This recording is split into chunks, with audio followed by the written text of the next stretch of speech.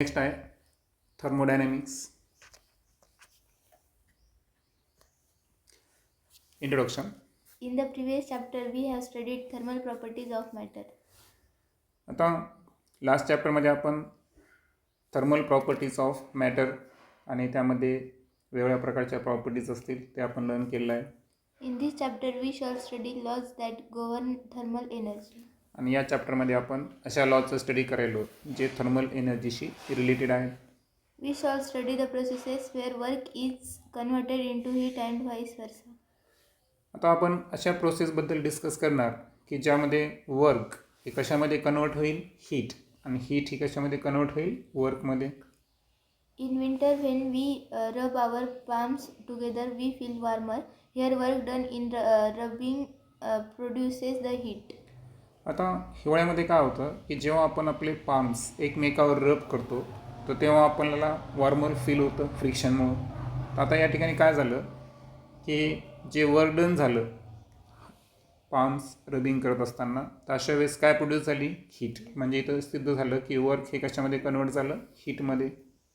Conversely, in a steam engine, the heat of the steam is used to do useful work in moving the pistons, which in turn rotate the wheels of the train. आणि steam इंजिनमध्ये काय होतं की जे heat आहे त्या हीटच्या साहाय्यानं work done केलं जातं. कशावर, पिस्टनवर. आणि पिस्टनवर वर्क डन झालं की जे ट्रेनचे व्हील्स आहेत ते काय होतात, रोटेट होतात. म्हणजे या एक्झाम्पलमध्ये आपण पाहिलं की हीटचं रूपांतर कशामध्ये झालं, work डनमध्ये. In physics, we need to define the notions of heat, temperature, work, etc. more carefully. आता फिजिक्समध्ये आपल्याला काय करायचं आहे की हीट, टेम्परेचर, वर्क हे जे नोशन्स आहेत हे केअरफुली डिफाईन करावं लागतात. Historically, it took a long time to arrive at the proper concept of heat. Before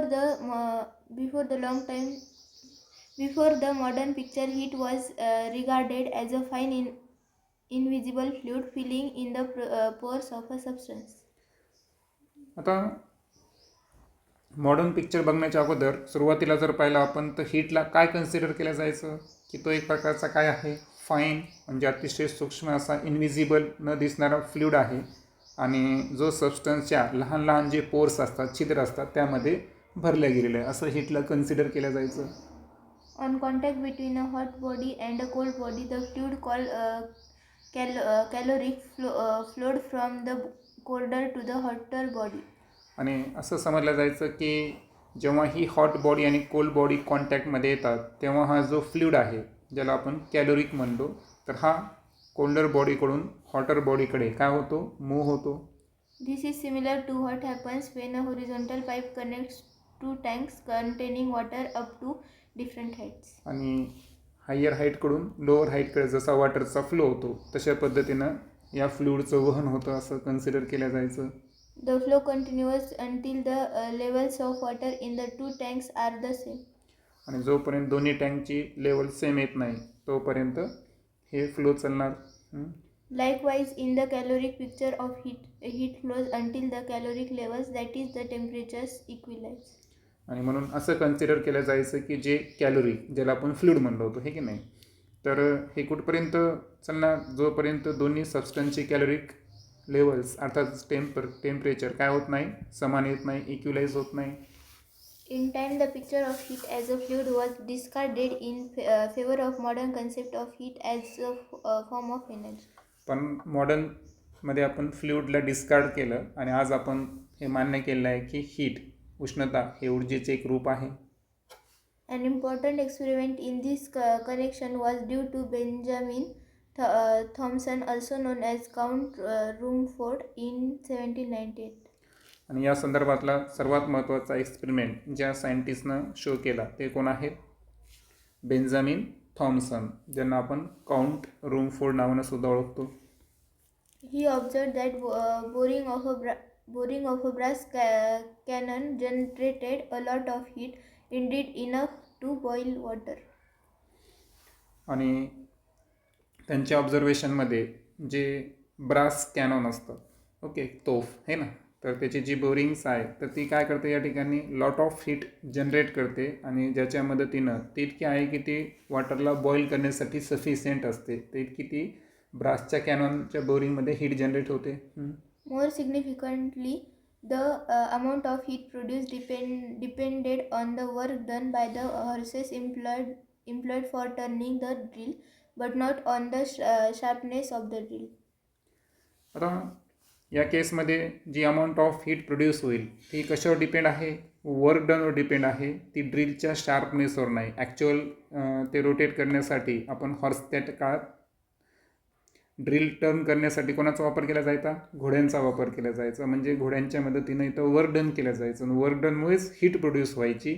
actual ती ड्रिलची जी शार्पनेस आहे त्यामुळं हीट जनरेट व्हायची का? नाही. म्हणजे ओव्हरऑल एक्सपेरिमेंटचं थीम लक्षात आलं का की वर्क डन जे आहे वर्क डन घडल्यामुळे काय प्रोड्यूस झाली या ठिकाणी? हीट प्रोड्यूस झाली. In the caloric picture, a sharper drill would scoop out more heat fluid from the pores, but this was not observed. आता कॅलोरिक पिक्चरच्या दृष्टिकोनातून जर पाहिलं आपण तर जी शार्पर ड्रिल आहे तर तिनं काय केलं या ठिकाणी मोर हीट फ्लुइड पोर्समधून काय केला? स्कूप आउट केला. पण तसं रिॲलिटी आहे का? तसं काय दिसून येत नाही. A most natural explanation of the observations was that heat was a form of energy and the experiment demonstrated conversion of energy from one form to another, from work to heat. आणि most natural explanation जर पाहिलं आपण ऑब्झर्वेशनचं तर heat जे आहे हे ऊर्जेचं एक रूप आहे आणि त्याचं कन्व्हर्जन हे एका फॉर्ममधून आपण अनदर फॉर्ममध्ये करू शकतो. जसं की वर्कचं रूपांतर आपण कशामध्ये केलं? हीटमध्ये. Thermodynamics is the branch of physics that deals with the concepts of heat and temperatures and the interconversion of heat and other forms of energy. मग आता थर्मोडायनॅमिकला जर डिफाईन करायचं असेल तर फिजिक्सची अशी ब्रँच आहे की ज्यामध्ये आपण हीट आणि टेम्परेचर या कन्सेप्टचा अभ्यास करणार आहोत आणि केवळ तेवढंच नाही तर हीट आणि टेम्परेचरचं जे एकमेकामध्ये इंटर कन्व्हर्जन असतं आणि जे ऊर्जेचे अदर फॉर्म्स आहेत या सर्वांचा अभ्यास थर्मोडायनॅमिकमध्ये केला जाईल. Thermodynamics is a microscopic science. आता मायक्रो आणि मॅक्रो बरोबर आहे का? तर थर्मोडायनॅमिक कशामध्ये घ्यायचं? मायक्रोस्कोपिक सायन्समध्ये घ्यायचं. It deals with bulk system and does not go into the molecular constitution of matter. म्हणजे यामध्ये आपल्याला पदार्थांची जी मॉलिक्युलर कॉन्स्टिट्यूशन आहे म्हणजे ते कोणत्या लहान लहान मॉलिक्यूलचे बनलेले त्याचा अभ्यास करायचा आहे का? नाही. तर आपल्याला बल्क सिस्टीम म्हणजे मायक्रोस्कोपिक स्टडी करायची आहे. In fact, its concepts and laws were formulated in the 19th century before the molecular picture of matter was firmly established. आणि हे जे कन्सेप्ट्स आणि लॉज आहेत ना हे फॉर्म्युलेट केव्हा केले गेले? जेव्हा ऑलरेडी मॉलिक्युलर पिक्चर हे मॅटरचं इस्टॅब्लिश झालं होतं. Thermodynamic description involves relatively few macroscopic variables of the system, which are suggested by common sense and can be usually measured directly. आता थर्मोडायनॅमिकच्या डिस्क्रिप्शनमध्ये जर पाहिलं आपण तर काही मॅक्रोस्कोपिक व्हेरिएबल्स आहेत सिस्टीमचे म्हणजे सिस्टीमचे काही गुणधर्म आहेत समजा ते आपल्याला अभ्यास करायचे आहेत आणि त्यांना डायरेक्ट मेजर करायचं आहे. A microscopic description of a gas, for example, would involve specifying the coordinates and velocities of the huge number of molecules constituting the gas. आता उदाहरणार्थ सांगितलं की गॅसचं जर आपल्याला मायक्रोस्कोपिक डिस्क्रिप्शन करायचं असेल तर आपण त्यामध्ये काय करणार? त्याचे कोऑर्डिनेट्स स्पेसिफाय करणार. त्यानंतर ह्यूज नंबर ऑफ मॉलिक्युल्स जे आहेत ज्याच्यापासून गॅस बनेला आहे त्यांच्या व्हेलोसिटीचा पण अभ्यास करणार. The description in kinetic theory of gases is not so detailed, but it does involve molecular distribution of velocities. आता जेव्हा आपण कायनेटिक थेअरी ऑफ गॅसेस जे आहे ना तर त्याचं ॲक्च्युअल डिस्क्रिप्शन जे आहे ते आपल्या डिटेलमध्ये नाही अभ्यास करायचा आहे. मात्र त्यामध्ये गॅसेसचे जे व्हेलोसिटीज आहे तर त्यांचं मॉलिक्युलर डिस्ट्रीब्युशन मात्र आपल्याला त्याचा अभ्यास करायचा आहे. Thermodynamic description of a gas, on the other hand, avoids the molecular description altogether. आणि सांगितल्याप्रमाणे जे थर्मोडायनॅमिक डिस्क्रिप्शन आहे गॅस संदर्भात तर आपल्याला काय करायचं आहे? मॅक्रोस्कोपिक आहे म्हणजे याच्यामध्ये आपण मॉलिक्युलर डिस्क्रिप्शन अवॉइड करणार आहे. Instead, the state of a gas in thermodynamics is specified by microscopic variables such as pressure, volume, temperature, mass, and composition that are felt by our sense perceptions and are measurable. म्हणजे आपले sense ज्याला प्रिसिप्टेट करू शकतात, म्हणजे जे आपण बघू शकतो, कॅल्क्युलेट करू शकतो, त्याच टर्मचा आपल्याला अभ्यास करायचा आहे. मग त्यामध्ये प्रेशर असेल, व्हॉल्यूम, टेम्परेचर, मास आणि मॅटर कशाचा बनलेला आहे, त्याचं कंपोजिशन कसं आहे. The distinction between mechanics and thermodynamics is worth bearing in mind. आता मेकॅनिक्स आणि थर्मोडायनेमिक्स, तर हे दोन्हीतला फरक आपल्याला स्पष्ट समजला पाहिजे. In mechanics, our interest is in the motion of particles or bodies under the action of forces and torques. Mechanics आपण स्टडी केलेलं आहे, त्यामध्ये आपण पार्टिकलचं काय मोशन किंवा एखाद्या बॉडीचं मोशनचा अभ्यास केलेला आहे आणि बॉडीवर एखादा फोर्स किंवा टॉर्क याची ॲक्शन झाल्यावर त्याच्यामधलं मोशन आपण स्टडी करत असतो. हे सर्व कोणामध्ये आहे? मेकॅनिक्समध्ये. Thermodynamics is not concerned with the motion of the system as a whole. आणि थर्मोडायनेमिकमध्ये आपण सिस्टीमच्या मोशनचा अभ्यास करत नाही. It is concerned with the internal microscopic state of the body. आणि ॲक्च्युअल आपण थर्मोडायनेमिकमध्ये बॉडीची काय बघणार आहोत? इंटरनल मायक्रोस्कोपिक स्टेट बघणार आहोत. When a bullet is fired from a gun, what changes in the mechanical state of the bullet? Its kinetic energy in particular, not its temperature. आता गनमधून जेव्हा बुलेट फायर होते तेव्हा त्याच्या मेकॅनिकल स्टेटमध्ये काय होतं, त्या ठिकाणी चेंज जो येतो, बरोबर आहे का? तर ते आपल्याला विचारात घ्यायचं, जसं की कायनेटिक एनर्जी संदर्भात. पण त्याचं टेम्परेचर विचारात घ्यायचं आहे का? नाही. When the bullet pierces a wood and stops, the kinetic energy of the bullet gets converted into heat, changing the temperature of the bullet and the surrounding layers of wood. आता bullet जेव्हा एखाद्या वूडमध्ये enter करतं, हे की नाही, आणि stop होते, तर अशा वेळेस जी बुलेटची कायनेटिक एनर्जी आहे ती पूर्णपणे कशामध्ये कन्वर्ट झाली? बरं, हीटमध्ये कन्वर्ट झाली. आणि त्याच्यामुळं बुलेटचं पण टेम्परेचर वाढलं आणि ज्या वूडमध्ये ती बुलेट शिरली होती त्याचे सराउंडिंग लेयरसुद्धा काय होतं, त्या ठिकाणी हीट होतात. Temperature is related to the energy of the internal disordered motion of the bullet, not the motion of the bullet as a whole. आणि टेम्परेचरचा संबंध जर पाहिला आपण तर कशाशी आहे?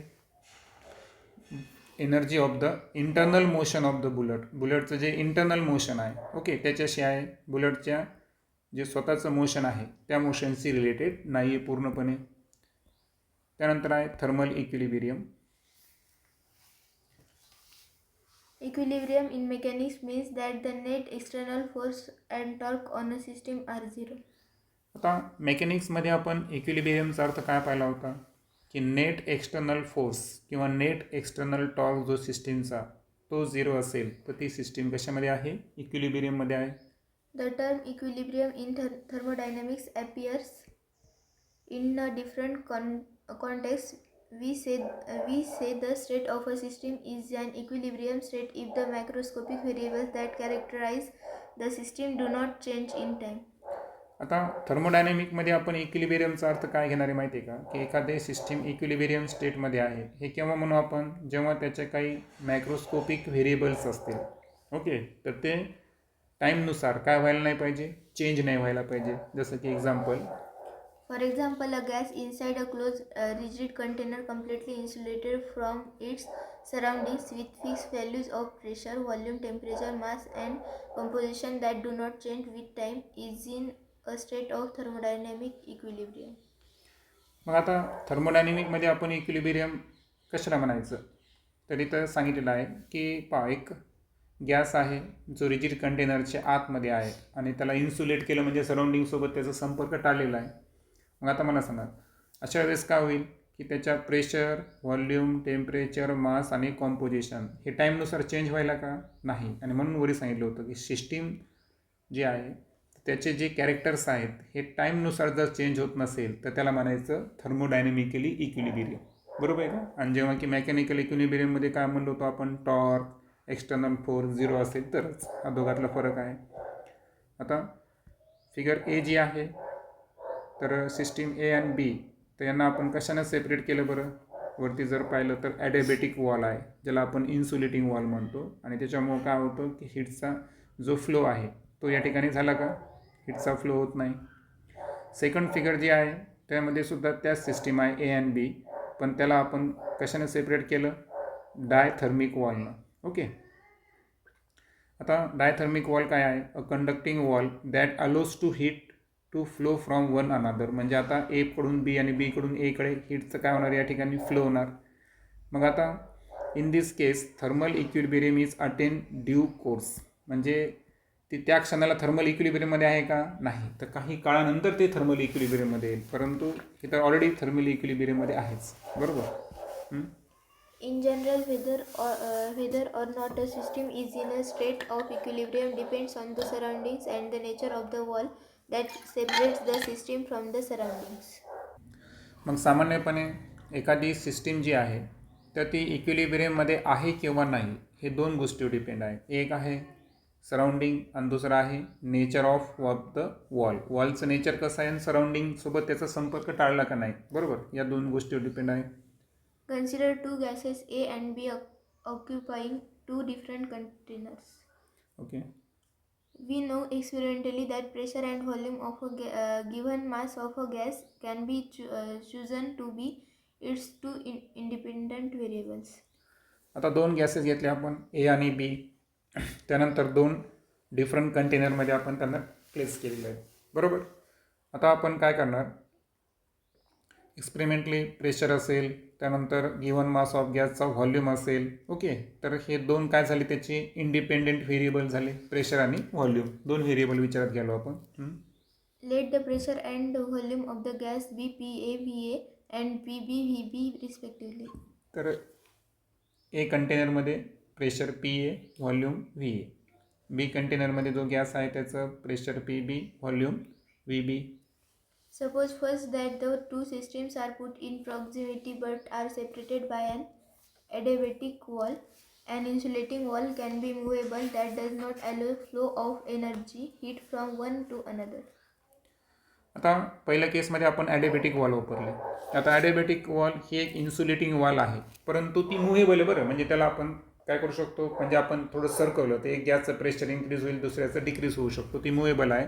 मात्र ती इन्सुलेटिंग वॉल एनर्जीचा फ्लो ॲलो करते का, नाही. म्हणजे हीट ही एकाकडून दुसऱ्याकडे जाणार नाही. The systems are insulated from the rest of the surroundings also by similar adiabatic walls. आणि ती जी सिस्टीम आहे तर त्या दोन्हींच्याच मध्ये ॲडिबॅटिक वॉल आहे का, नाही. तर सराउंडिंगसोबत सुद्धा तिचा संपर्क टाळलेला आहे. बरोबर आहे का. म्हणजे पूर्ण बाहेरच्या ज्या कडा आहेत तिथं जर पाहिलं आपण, तुम्हाला हे जे बाहेरचं सराउंडिंग आहे तर ते सुद्धा ॲडिबॅटिक वॉलच आहे. The situation is shown schematically in figure 11.1a. आणि ही सिच्युएशन आता आपण पाहिली फिगर ए मध्ये होती. In this case, it is found that any possible pair of values PA, VA will be in equilibrium with any possible pair of values PB, VB. Okay.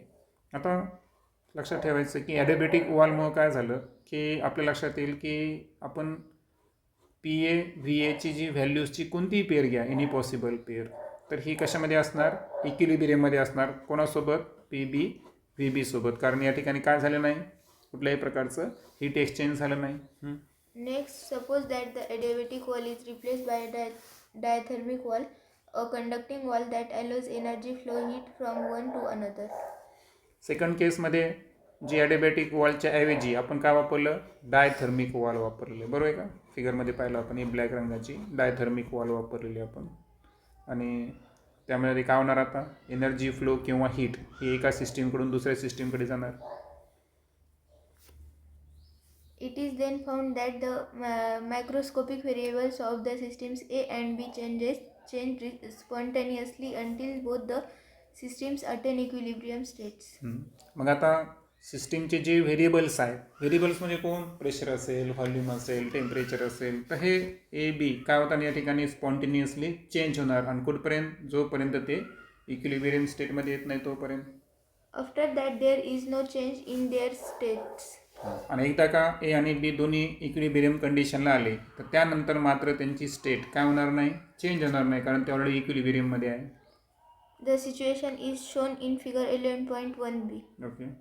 The pressure and volume variables of the two gases change to PB dash VB dash and PA dash VA dash such that the new states of A and B are in equilibrium with each other. म्हणजे पहा इथं काय झालं माहिती आहे का की कोणत्याही केसला PA VA एवढीच व्हॅल्यू असणार, त्यामध्ये चेंज येणार आहे का नाही. इकडे जर पाहिलं PB VB हे व्हेरिएबलची व्हॅल्यू कॉन्स्टंट होती जेव्हा ॲडियाबॅटिक वॉल होती, पण डायथर्मिक वॉल घेतल्यामुळे काय झालं आता की प्रेशर हीट एक्सचेंज झाली ना, मग हीट एक्सचेंज झाल्यामुळे व्हेरिएबल्स बदलले. आता इक्विलिब्रियमला जर पाहिलं आपण तर मग काय झालं, सुरुवातीला होतं PB VB, आता काय झालं PB डॅश VB डॅश, बरोबर आहे, या चेंजला गेले. PA VA जी होती ती कंडिशन कशामध्ये गेली, PA डॅश BA डॅश, म्हणजे याचा अर्थ हे आता इक्विलिब्रियमला आलेले. There is no more energy flow from one to another. म्हणजे याचा अर्थ आता एका सिस्टीमकडून दुसऱ्या सिस्टीमकडे आता मोर एनर्जी फ्लो होणार आहे का नाही, एनर्जी म्हणा हीट म्हणा. We then say that the system A is in thermal equilibrium with the system B. म्हणजे आता आपण म्हणू शकतो की ते दोन्ही काय आलेले आहेत, थर्मली इक्विलिब्रियममध्ये आलेले आहेत. What characterizes the situation of thermal equilibrium between two systems? मग आता थर्मल इक्विलिब्रियममध्ये ज्या दोन सिस्टीम आल्या तर त्याचे सिच्युएशनला आपण कॅरेक्टराईज कसं करणार. You can guess the answer from your experience. In thermal equilibrium, the temperatures of the two systems are equal. आणि आपण डेफिनेटली म्हणू शकतो की थर्मल इक्विलिब्रियममध्ये जे टेम्परेचर आहे दोन्ही सिस्टीमचं हे कसं असणार, या ठिकाणी इक्वल असणार. We shall see how does one arrive at the concept of temperature in the thermodynamics. मग आता थर्मोडायनॅमिकमध्ये आता कोणती कन्सेप्ट एंटर झाली, टेम्परेचर, ती कशी आली ते आता आपण डिस्कस करू. The zeroth law of the thermodynamics provides the clue. आणि थर्मोडायनॅमिकमध्ये टेम्परेचरचा समावेश समजून घ्यायचा असेल तर याचा क्ल्यू म्हणजे जे प्रूफ आहे ते कुठून मिळणार आपल्याला, 0th लॉ ऑफ थर्मोडायनॅमिक्समध्ये मिळणार. फायनली पाहू आपण 0th law of thermodynamics. Imagine two systems A and B separated by an adiabatic wall while each is in contact with a third system C via a conducting wall. आता figure एमध्ये आपण पाहू शकतो की ए आणि बी या दोघांच्यामध्ये कोणती वॉल आहे बरं, ॲडियाबॅटिक वॉल आहे ब्ल्यू रंगाची. पण इथं ग्रे रंगाची एक थर्ड वरती एक सिस्टीम घेतली आपण सी, मात्र इथं वॉल जी आहे ती कोणती आहे बरं, कंडक्टिंग वॉल आहे. The states of the systems, that is their microscopic variables, will change until both A and B come to thermal equilibrium with C. आता काय झालं बरं, इथं कंडक्टिंग वॉल आलं म्हणजे हीट एक्सचेंज झाली, म्हणजे इथं व्हेरिएबल चेंज होणार. आणि कुठपर्यंत चेंज होणार, जोपर्यंत तिन्हीच्या तिन्ही कशामध्ये येत नाही, थर्मल इक्विलिब्रियम. कारण ए आणि बी दोन्ही सी सोबत आले म्हणजे तिन्ही इक्विलिब्रियममध्ये आलं. After this is achieved, suppose that the adiabatic wall between A and B is replaced by a conducting wall and C is insulated from A and B by an adiabatic wall. आता second केसमध्ये काय झालं की आपण ए आणि बी यांच्यामध्ये काय वापरली बरं, कंडक्टिंग वॉल वापरली, बरोबर. आणि सी जे आहे त्याच्यासोबत कोणती वॉल वापरली, ॲडियाबॅटिक वॉल वापरली. लक्षात ना थोडा फरक काय केला. It is found that the states of A and B change no further, that is they are found to be in thermal equilibrium with each other. मग इथं काय होईल बरं, ए आणि बी मध्येच फक्त हीट एक्सचेंज होईल ना. सीचा काही संबंध आहे का, सी वाला ए सोबत पण करणार नाही आणि बी सोबत पण करणार नाही, कारण त्याच्याकडे कोणती वॉल प्रेझेंट आहे त्या ठिकाणी, ॲडियाबॅटिक वॉल आहे. This observation forms the basis of the zeroth law of thermodynamics, which states the two systems in thermal equilibrium with a third system separately are in thermal equilibrium with each other. आता पहा, दोन system ह्या thermal इक्विलिब्रियममध्ये आहेत, बरोबर आहे का. तर with a third system separately are in thermal equilibrium with each other. याचा अर्थ काय झाला की जसं की आपण पहिल्या याच्यामध्ये पाहिलं होतं की ए आणि बी, बरोबर आहे का. तर यामध्ये काय झालं होतं, काही काळानंतर काय झालं, हे यांच्यामध्ये ॲडियाबॅटिक वॉल होती, मात्र सी काय होता, मीडिएटर होता. तर काय झालं की फायनली ते तिन्ही काय आले, थर्मल इक्विलिब्रियममध्ये आले. पण इथं ए आणि बीमध्ये आपण ॲलो केलं होतं, मात्र सी सोबत त्या ठिकाणी आहे, म्हणून इथं फक्त ए आणि बीच इक्विलिब्रियममध्ये आहे, बरोबर आहे का. सी ही थर्मल इक्विलिब्रियममध्ये असणार का, नाही. आणि सो लक्षात ठेवायचं की दोन सिस्टीम थर्मल इक्विलिब्रियममध्ये केव्हा असतात, जेव्हा हीट परमेबल वॉलनं ते कनेक्ट असतील आणि कोणत्याही प्रकारची हीट ट्रान्सफर होत नसेल, तेव्हाच त्या दोन सिस्टीम काय आहे, थर्मल इक्विलिब्रियममध्ये आहे. R.H. फौलर Fuller formulated this law in 1931 long after the first and second laws of thermodynamics were stated and so numbered. आता काय झालं, थर्मोडायनामिकला याला झिरोथ लॉ का म्हणला, कारण अगोदर फर्स्ट लॉ आला, सेकंड लॉ आला आणि त्याच्यानंतर याचा शोध लागला. पण ॲक्च्युअल हा जो झिरोथ लॉ आहे ना, तर हा टेम्परेचर या कन्सेप्टशी रिलेटेड आहे, बरोबर आहे का. आणि तो थर्मोडायनामिक्ससाठी इसेन्शियल होता, म्हणून त्याला कोणता नंबर दिला, 0 नंबर दिला गेला. The zeroth law clearly suggests that when two systems A and B are in thermal equilibrium, there must be a physical quantity that has the same value for both. मग आता zeroth लॉनं काय suggest केलं, की जेव्हा दोन system आहे ए आणि बी त्या थर्मल इक्विलिब्रियममध्ये जर असतील, तर त्या ठिकाणी एक अशी फिजिकल क्वांटिटी आहे की त्या फिजिकल क्वांटिटीची व्हॅल्यू दोन्ही सिस्टीमसाठी कशी असणार, सेम असणार. This thermodynamic variable whose value is equal for two systems in thermal equilibrium is called temperature T. मग आता जे थर्मोडायनॅमिक व्हेरिएबलबद्दल आपण बोललो, की ज्यामध्ये दोन सिस्टीमची व्हॅल्यू सेम आहे थर्मल इक्विलिब्रियममध्ये, तर ते कोणतं आहे, टेम्परेचर. आणि म्हणून तुम्हाला म्हणलो होतो मी की हा लॉ जो आहे हा कशाचा foundational to the concept of temperature आहे. Thus, if A and B are separated in thermal in equilibrium with C, TA is equal to TC and TB is equal to TC. This implies that TA is equal to TB, that is the systems A and B are also in thermal equilibrium.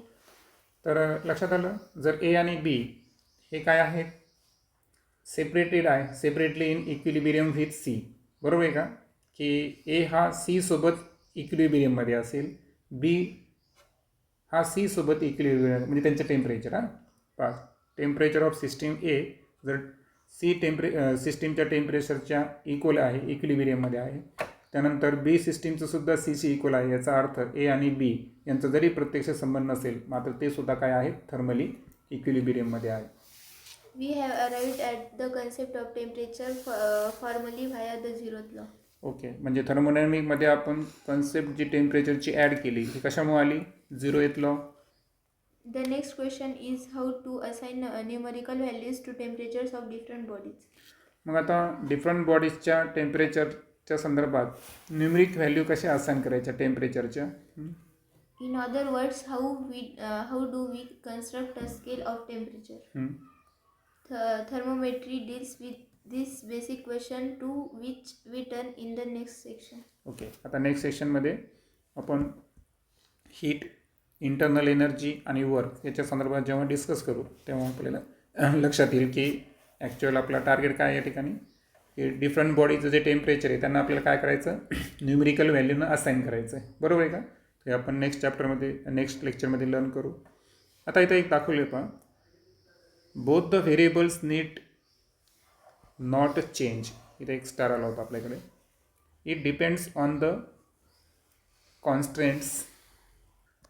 एक लक्षात घ्या, आपण हा जो star आहे, तर हा star केव्हा आला होता आपल्याकडे, जेव्हा आपण म्हणलो होतो की new state of A and be in equilibrium with each other.